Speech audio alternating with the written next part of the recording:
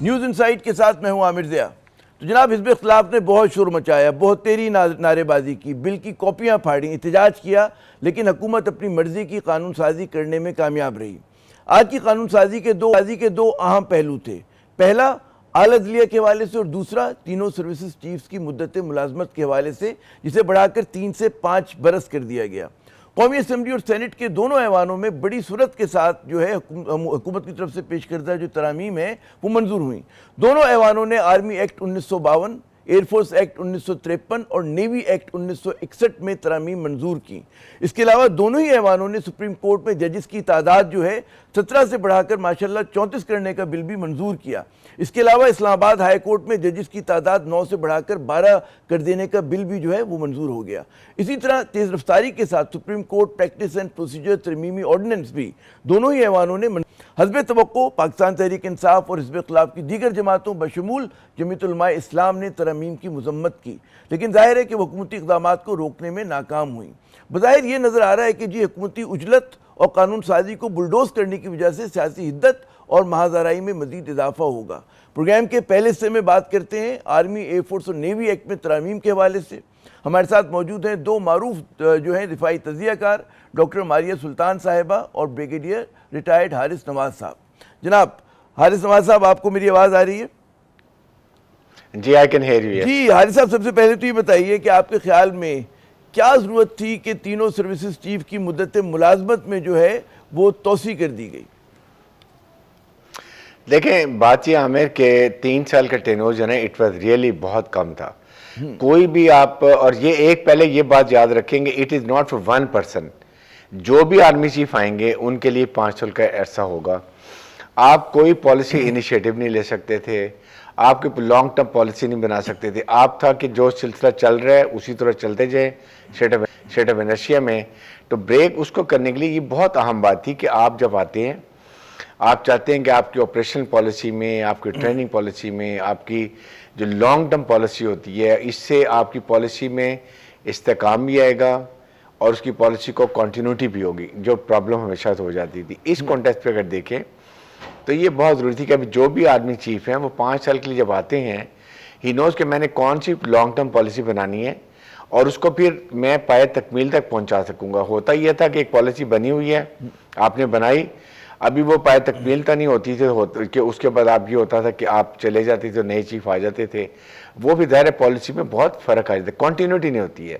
اس لیے سوچ سمجھ کے فیصلہ کیا گیا، اور یہ میرے خیال میں لانگ ٹرم کے لیے بہت مستحکم ہوگا۔ اس سے ایک آپ کی پالیسی ہوگی، ملک میں استحکام کے لیے بھی ضروری ہوگا، اور سینس آف اچیومنٹ بھی ہوگی کہ آپ جب واپس جا رہے ہیں چیف بنے، آپ نے پالیسی کو پائے تکمیل تک پہنچایا، آپ نے چیز کے دیکھا کہ پروگریس کیا ہوئی ہے، what all you have done it, and when you look back while going you feel very satisfied کہ واقعی میں نے یہ کام کیا اور اس سے ہماری فوج کو یہ فائدہ ہوا کولیکٹیولی۔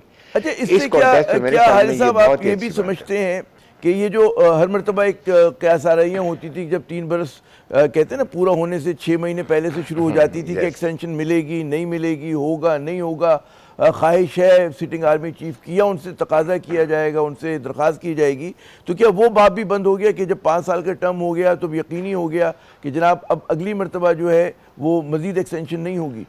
جی عامر، یہ بھی ایک بڑی امپورٹنٹ بات ہے۔ دیکھیں، ہر دفعہ ہوتا ہے 3 سال کے بعد پھر اب جا کے ایکسٹینشن ہو رہی ہیں، اس پہ چیمگوئیاں ہو رہی ہیں، ڈفرینٹ باتیں ہو رہی ہیں۔ So army chief is very clear کہ I got a 5 year mandate.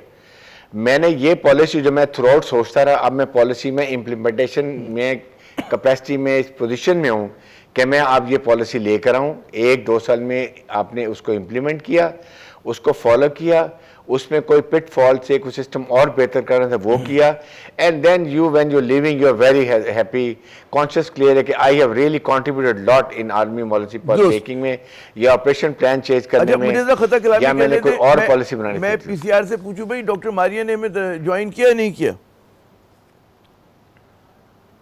جی میرے خیال میں ڈاکٹر ماریہ ابھی تک ہمارے ساتھ لائن پہ نہیں ہے۔ اچھا حارث صاحب، میں پھر آپ کی طرف آتا ہوں کہ آپ کے خیال میں جس طرح کی اس وقت سیاسی محاذ آرائی ہے پاکستان میں، اور ہم نے دیکھا جو پہلا رد عمل ہے حزب اختلاف کا، یعنی کہ میں تحریک انصاف کی اگر بات کروں، عمر ایوب صاحب کا میں بیان سن رہا تھا، انہوں نے کہا یہ اچھی چیز نہیں ہے فوج کے لیے یا آرم فورسز کے لیے۔ وہ کس حوالے سے یہ بات کر رہے تھے؟ ان کا خود بھی تعلق جو ہے ظاہر ملٹری فیملی سے ہی ہے۔ جی مجھے تو حیرانی ہے, دیکھیں پی ٹی آئی نے خود تو کہ 3 سال جن باجوہ کا, پھر 3 اور ایکسٹینشن دی, تو یہ بجائے اس کے کہ آپ یہ بٹس اینڈ بیشیز میں کرتے رہیں, بہتر نہیں کہ اب ایک پالیسی بن گئی اور یہ کنٹینیوٹی ناٹ 1%. جو بھی آرمی چیف, چاہے ایئر چیف ہوں گے, نیول چیف ہوں گے, آرمی چیف ہوں گے, ہی وڈ نو کہ میرے پاس 5 سال ہے, میری پرائورٹیز یہ ہیں, میں نے پالیسی یہ بنا لی ہے, and now I am going to implement and I have a time to ensure اس کو اور امپروو کرنے کے لیے.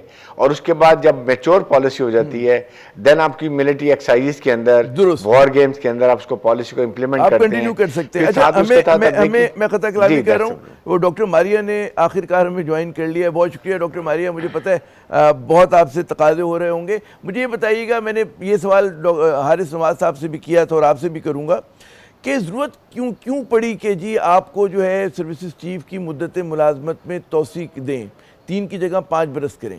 جی دیکھیں, میرے خیال سے 2-3 چیزیں دیکھنے کی ضرورت ہے. ایک تو یہ ہے کہ آپ کو پاکستان کا تاریخی پس منظر دیکھنے کی ضرورت ہے, اس کے ساتھ ساتھ جو آپ کو چیلنجز ہے بطور ریاست. پہلا چیلنج تو یہ ہے کہ آپ کے پاس سیاسی عدم استحکام ہے, اور سیاسی عدم استحکام کے ساتھ ساتھ آپ کے پاس پالیسی کا بھی عدم استحکام رہا ہے. اور یہی وجہ ہے کہ یہ بہت ضروری ہے کہ ان دونوں کے درمیان جو فرق ہے اس کو ختم کیا جائے, اور ساتھ ہی ساتھ ایک شورٹی کے ساتھ آپ آگے چلیں, بجائے اس کے کہ جو ہے غیر آئینی طریقے جو ہے استعمال کیے. دوسری بات یہ ہے کہ یہ صرف اور صرف جو ہے آرمی چیف یا سروسز چیف نہیں, بلکہ ان تمام لوگوں کے لیے بھی ہے جو اس وقت آپ کے بیوروکریٹک ایک طرح سے آپ کہہ سکتے ہیں اپنی جو ہے ٹاپ پوزیشنز کے اوپر ہیں.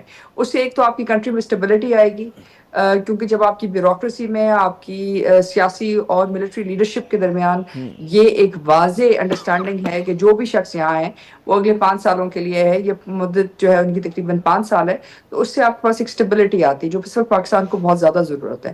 دوسری بات یہ ہے کہ کسی بھی سیاسی حکومت کو بھی کام کرنے کے لیے ضروری ہے کہ ان کے بھی جو درمیان جو باقی جو ایک طرح سے آپ کہہ سکتے ہیں ریاست کے باقی ایلیمنٹس ہیں, ان کے درمیان بھی تھوڑا سا باہمی انڈرسٹینڈنگ ہو. اگر وہ نہیں ہوتی اور آپ آگے نہیں چلتے تو آپ بہت سارے کام جو ہے جو کرنا چاہتے ہیں وہ نہیں کر سکتے. اور اس وقت پاکستان کی کیونکہ ترجیحات اقتصادی ترقی ہے, اس کے لیے اسٹیبلٹی کی ضرورت ہے. اس کے ساتھ ساتھ یہ تمام اسٹیبلٹی صرف اسی وقت پاسبل ہے اگر آپ پاس لیڈرشپ کی اسٹیبلٹی. ماریہ صاحبہ, یہ اسی طرح کی کم و بیش بات حارث نواز صاحب نے بھی کی, آپ بھی یہ بات کریں کہ ملک کو استحکام کی ضرورت ہے, جس کے متعلق کوئی دو رائے نہیں ہو سکتی. پالیسیز میں تسلسل کی ضرورت ہے, اس کے متعلق بھی دو رائے نہیں ہو سکتی. تو کیا ہی اچھا ہوتا کہ اس اتنی اہم قسم کی ترامیم, کیونکہ جو ہمارے آرم فورسز جیسے ادارے ہیں, تینوں سروسز ہیں, وہ تو بالکل کہتے ہیں نا ابو دا بورڈ, ان پہ کوئی کنٹروورسی ہونی نہیں چاہیے. تو اگر حکومت ذرا سا مطلب ہے کہ حزب اختلاف کو اعتماد میں لے لیتے, ایک کنسنسس براڈ بیس بنا لیتے, اتفاق رائے سے ہوتا, تو کیا یہ چیز اچھی نہیں ہوتی کہ انہوں نے ایک متنازع دائرے کے عدالت عدلیہ کے اوپر جو آپ قانون سازی کر رہے ہیں اس میں تو ایک لڑائی ہو ہی رہی ہے, تو اس کے ساتھ نتھی کر کے آپ نے ایک بدمزگی بلا وجہ کی پیدا نہیں کر دی, مہازارائی میں مطلب ہے آپ لے کر نہیں آ گئے آرم فورسز کو بھی ایک طرح سے. دیکھیں نہیں میرے نہیں خیال سے, دیکھیں بات یہ ہے کہ وہ ایک اور ایلیمنٹ کے اوپر ہے جس میں پاور بیس کے اوپر, اور آپ اس کو مطلب براڈ بیس کر رہے ہیں کہ آپ یہ سمجھ رہے ہیں کہ شاید آپ کا وہ سسٹم ڈیلیور نہیں کر رہا. یہ اگر آپ کو یاد ہو پاکستان کی تاریخ کو اگر آپ دیکھیں تو یہ اس سے پہلے جو آپ کی تاریخ تھی, جو مدت تھی وہ تقریباً 5 سال تک ہی تھی, لیکن 1971 کے بعد جو ہے اس کے اندر ایک طرح سے فرق لایا گیا, اور فرق یہی تھا کہ یہ جو مدت ہے اس کو کم کر کے 3 سال کر دینا چاہیے.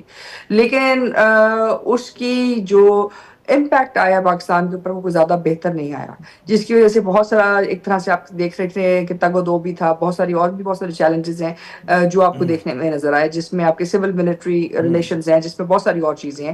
اسی طرح آپ کی خارجہ پالیسی, عسکری حکمت عملیہ, آپ کے بہت سارے اور میٹرز جو ہیں افیکٹ ہوئے, اور بہت ساری کچھ چیزیں اچھی ہوئیں, کچھ بری ہوئیں, لیکن اس کا امپیکٹ عوام تک پہنچا. اس کا امپیکٹ جو ہے اتنا پازیٹیو نہیں تھا جتنا کہ آپ ایکسپیکٹ کر رہے تھے.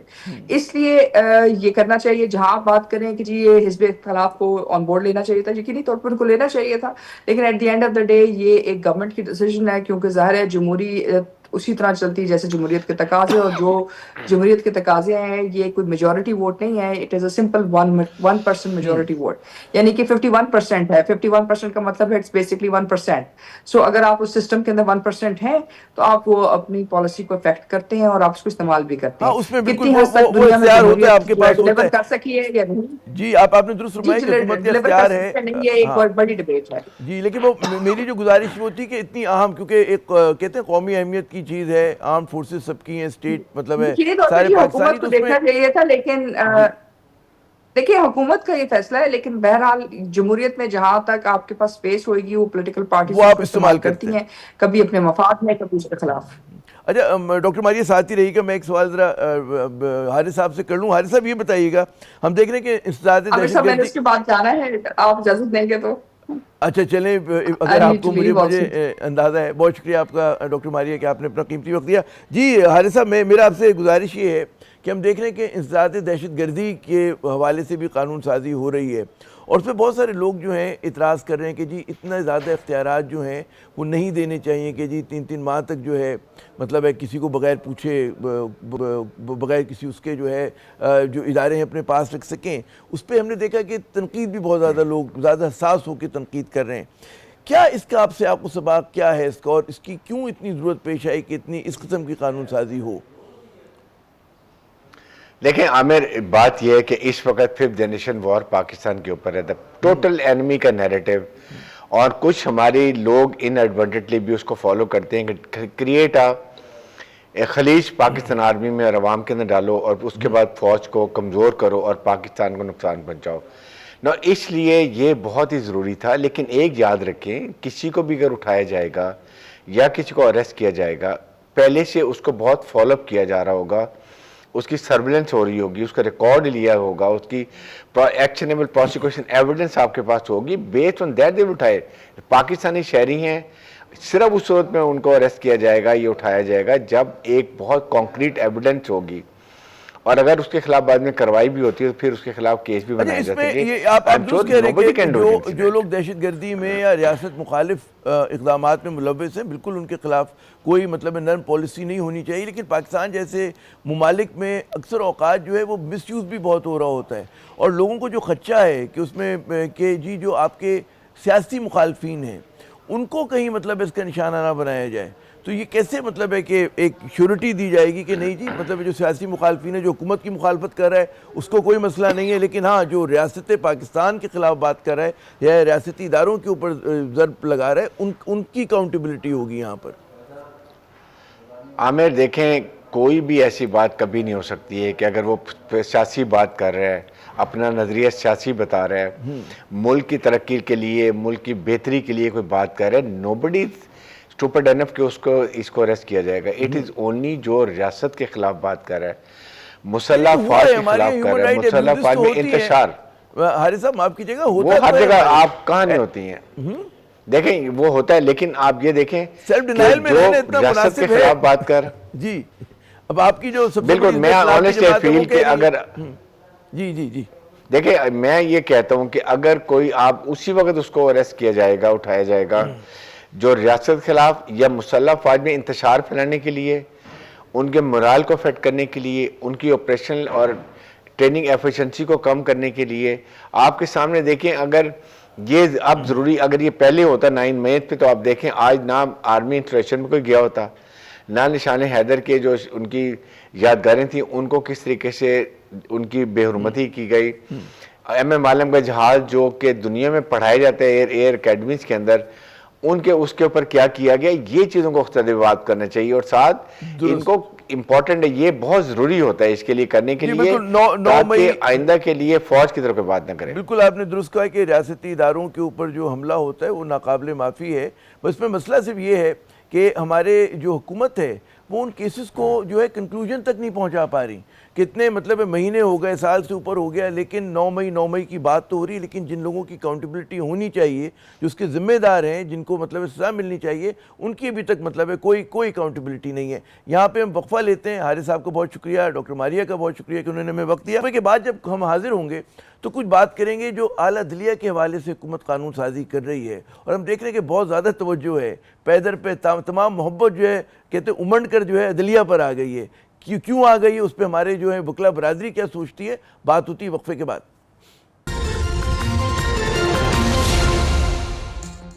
تو جناب حکومت وقت کی جو ہے اعلیٰ عدلیہ پہ مہربانیاں جو ہیں جاری ہیں. آج ہم نے دیکھا کہ انتہائی شور شرابے کے باوجود جو ہے اسمبلی کے اندر جو ہے ترامیم جو ہے منظور کرائی گئی، جس کے تحت ہم دیکھتے ہیں کہ سپریم کورٹ کے ججز کی تعداد جو ہے وہ 17 سے بڑھا کر 34 کر دی گئی. اسی طرح پریکٹس اینڈ پروسیجر بل میں بھی جو ہے تبدیلی کی بات ہوئی ہے. ہمارے ساتھ موجود ہیں معروف قانون داں جناب محترم عابد زبیری صاحب، سپریم کورٹ بار کے سابق صدر بھی ہیں اور اس ایکشن کمیٹی کے قائدین بھی ہیں جو کہ 26ویں آئینی ترمیم کی مخالفت کر رہی ہے. زبیری صاحب کو میں ویلکم کرتا ہوں شو میں. زبیری صاحب سب سے پہلے تو یہ بتائیے کہ جس طرح سے متواتر ہم دیکھ رہے ہیں کہ کوئی شور شرابے کی پرواہ نہیں ہے، کوئی حکومت جو ہے ڈیبیٹ بحث کرنے کے لیے تیار نہیں ہے، انہوں نے ججز کی تعداد سپریم کورٹ کے 17 سے بڑھا کر 34 کر دی گئی. اس سے کیا آپ سمجھتے ہیں کہ حکومت مقاصد حاصل کرنا چاہتی ہے، اور اس کے بعد کہ ایک عام آدمی کے لیے کہتے ہیں نا انصاف حاصل کرنا وہ آسان ہو جائے گا، اس کے لیے سہل ہو جائے گا؟ جی بسم اللہ الرحمن الرحیم. نہیں، انصاف تو ہمارے یہاں قتل ہو چکا ہے 26ویں آئینی ترمیم میں.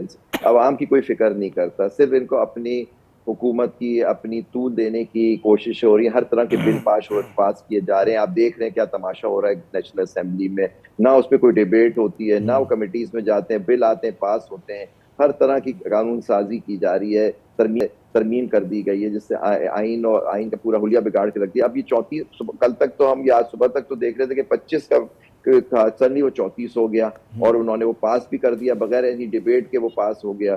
اور تو آپ دیکھیے اس 34 کا it is pack, they are trying to pack the court. ان کو شک ہے کہ یہ ججز ابھی بھی ان کے کنٹرول میں نہیں آئیں گے، تو وہ آج ان کا یہی مقصد ہے کہ آپ ججز اتنے بنا دو کہ وہ بالکل ان کو کنٹرول کرنے میں ان کی آسانی ہو جائے. یہ تباہ کر دیا ہے. اور یہ بھول رہے ہیں کہ آئندہ ان کے یہی جج جو آئیں گے اس طرح سے، وہ انہی کے خلاف ایکشن لے رہے ہوں گے ایونچولی. ہمیشہ تو یہ حکومت میں نہیں رہیں گے، یا سوچ رہے ہیں جیسے ہر ایکسٹینشن دیے جا رہے ہیں، اپنی طول دیے جا رہے ہیں اپنی حکومتوں کو. اور یہ تو کم از کم یہ 5 سال کے لیے ہوتی ہے نا حکومت. یہ تو آئین میں اس میں بھی ترمیم کر دیں کہ جی وہ ہمیشہ کی لائف ٹائم کے لیے پارلیمنٹ ہوگی، اور لائف ٹائم کے ذریعے یہ سارے یہ جو عہدوں پہ لوگ بیٹھے ہیں وہ اپنی زندگی بھر ان عہدوں میں بیٹھے رہیں گے. اچھا، اسی طرح ہم دیکھ رہے ہیں کہ اسلام آباد ہائی کورٹ کے بھی ججز کی تعداد میں اضافہ جو ہے اس کی بات ہوئی ہے. تو یہ جو اور اس کے ساتھ ساتھ ہم دیکھ رہے ہیں کہ بھارت میں اب ماشاءاللہ ہمارے یہاں جو ہیں 34 ہو جائیں گے. بھارت جو ہے ملک ہے، 1.25 ارب کا ملک ہے، وہاں پہ ججز کی تعداد صرف 33 ہے، سپریم کورٹ کے ججز کی تعداد جو ہے. اور پھر باقی ممالک سے بھی اگر آپ موازنہ کریں تو یہی صورتحال ہے. پھر ہم دیکھتے ہیں کہ ہائی کورٹس میں جو ہے وہ سندھ کی ہو، پنجاب کی ہو، بہت ساری آسامیاں خالی ہیں ہائی کورٹ ججز کی.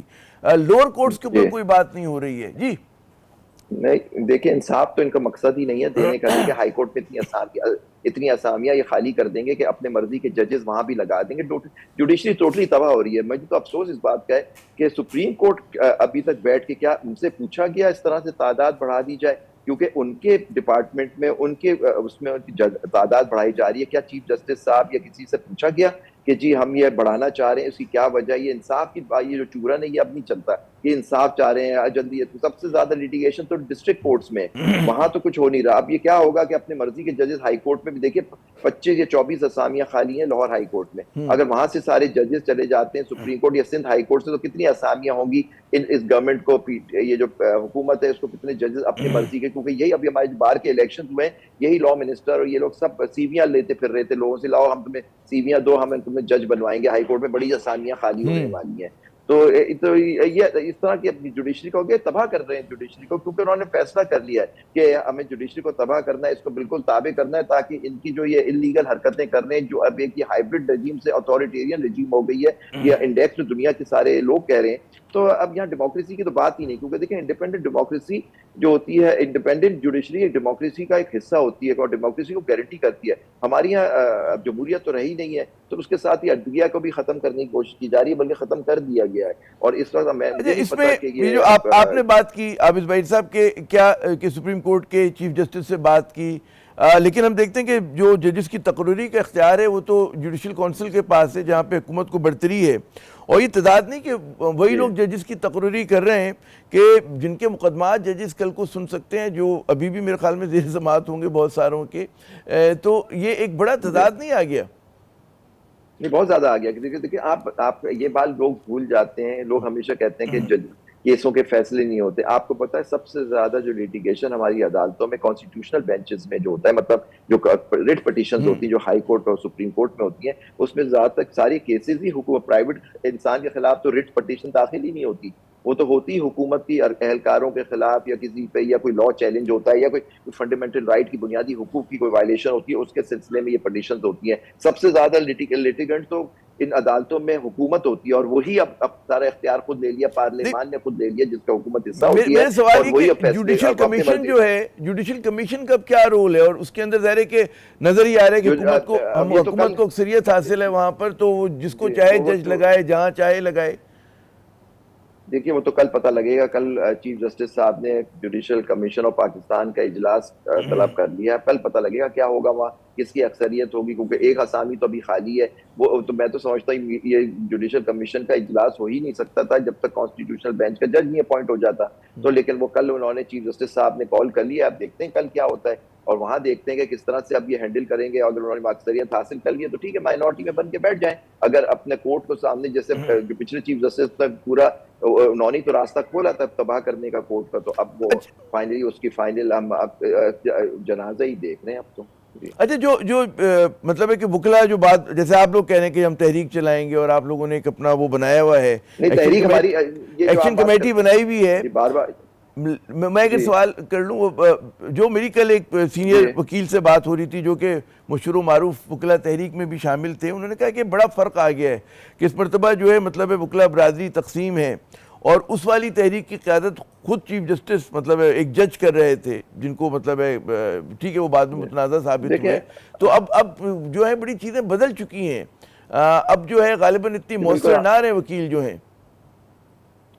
نہیں ایسی بات نہیں ہے, اکثر وکلا اس پہ بڑی متحد ہے. ایکشن کمیٹی دیکھیے ہر زمانے کی ہر ایشو پہ سچویشن دوسری ہوتی ہے. اب آپ ہماری آج کی سچویشن کا اس تاریخ اس سے موازنہ نہیں کر سکتے. اس وقت کوئی آئینی ترمیم نہیں آئی تھی, اس میں ایک چیف جسٹس کو بے دخل کیا گیا تھا.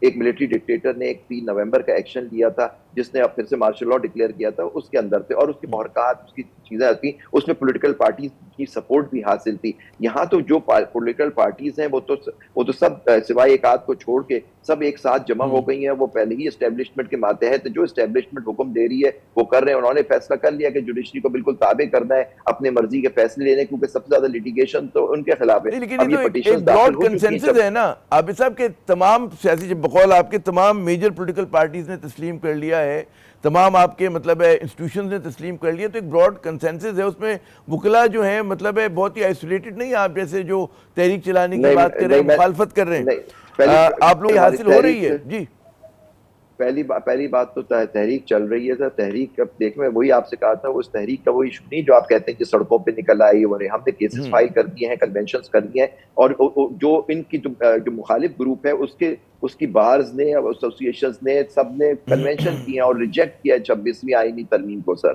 تو جب ان کو ریجیکٹ کر دیا تو اس کا لیگل چیلنج کیا گیا. اب لا ابھی ٹیک اپ کب ہوتا ہے سپریم کورٹ میں, کہ وہ دیکھ کے بتائیں کہ یہ آئینی ترمیم صحیح ہے یا غلط ہے, یا آپ کا ایک بالکل اس کو تباہ کر دیا گیا جوڈیشری کو. اگر آپ کو قبول ہے تو آپ اس کو اپ ہولڈ کر لیں. اس کو ہمارا ویو یہ ہے کہ آئینی ترمیم ہو ہی نہیں سکتی تھی, اور جس طرح سے کی گئی ہے اس نے تو سپریم کورٹ کو, ہائی کورٹ کو بالکل تابع کر دیا. ایک اندر کورٹ کے اندر ایک پیرلل سسٹم بنا دیا کانسٹیٹیوشنل بینچ کا. پہلے کانسٹیٹیوشنل کورٹ کی ہم بات کر رہے تھے کہ یہ فیڈرل کانسٹیٹیوشنل کورٹ بنے گا, وہ اس کے اوپر بیٹھ جائے گا اور ساری چیزیں ہوں گی.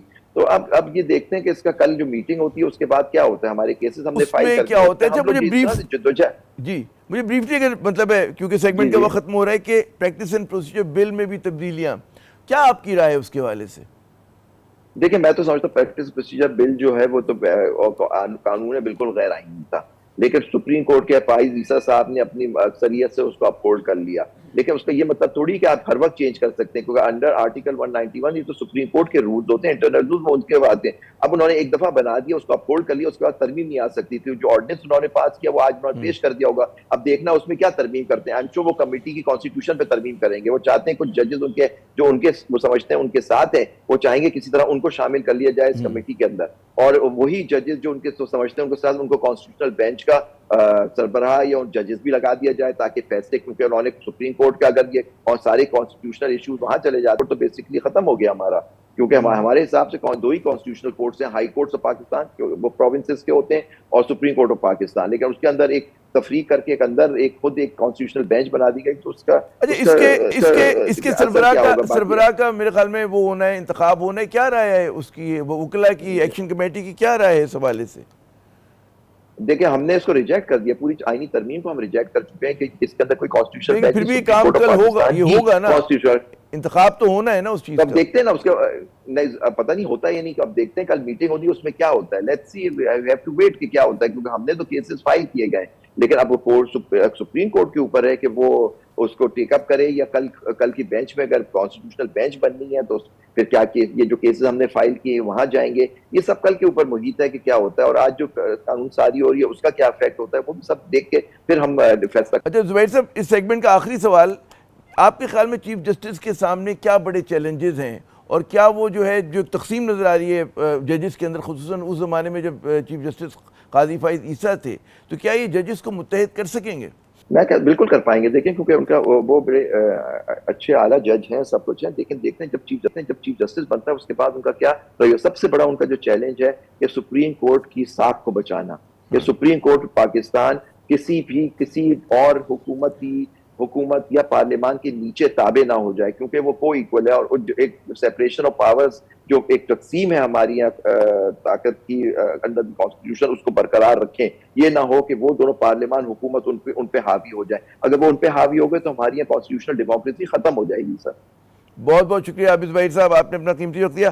ناظرین, بظاہر کہ ٹھیک ہے حکومت جتنی جلد بازی کے ساتھ قانون سازی کر رہی ہے اور بلڈوز کر رہی ہے, اس سے بجائے اس کے کہ پاکستان میں تضادات کم ہوں, تضادات بڑھ رہے ہیں, اور جو محاذرائی کی کیفیت ہے وہ ہر سطح پہ جو ہے اس میں آپ کو اضافہ ہوتا ہوا نظر آ رہا ہے. یہاں پہ وقفہ لیتے ہیں, وقفے کے بعد جب دوبارہ حاضر ہوں گے کچھ حکومتی موقف کی بات کریں گے. ہمارے ساتھ رہیے گا.